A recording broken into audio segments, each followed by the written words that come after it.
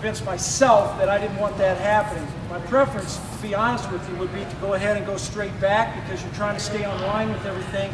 But I think what I'm seeing more and more is it's an issue of comfort for guys. The key thing, though, is this, that when that initiation is made, it's got to be done with the lower half, and the head must stay over top of that pivot foot. That's what's got to take place. How many of you have seen this before? Take a big hose. Yeah, move over here so you don't fall off, all right? You see guys do this frequently. Boom. And all of a sudden, where's the head and shoulders? They're already tilted back here.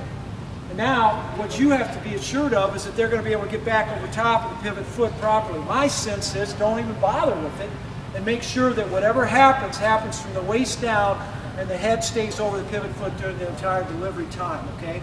So Nick just walked through that again. There's going to be a side step, but you'll notice his head stays right here. There's very little movement on the upper portion of his body.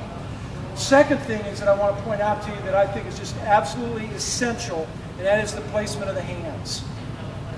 If, in fact, you want to maintain balance and alignment throughout your delivery, the position of your hands are critical. As soon as your hands move off the middle of your body, in order to compensate balance, something else has to happen on the front side. We have guys that come in and they're breaking their hands back in here and they're flying open all the time. Well, that's the reason.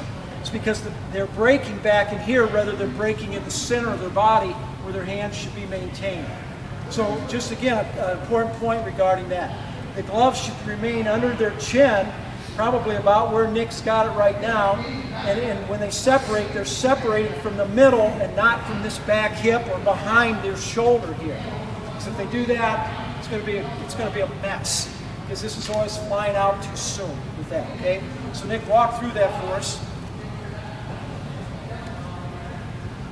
It's going to simply, go ahead now. I want you to go ahead and go on up to that position there, all right? You want to stay right in there. We would like, matter of fact, we'll show you this on all of our drill work, we would like that his foot be turned in pigeon-toed just slightly. So Nick, make that adjustment for me right now.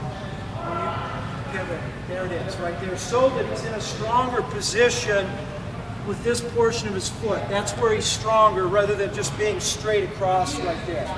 Again, notice that we've got good alignment. His head's sitting over this back knee right now. He's in this position, and he should be able to hold this, right?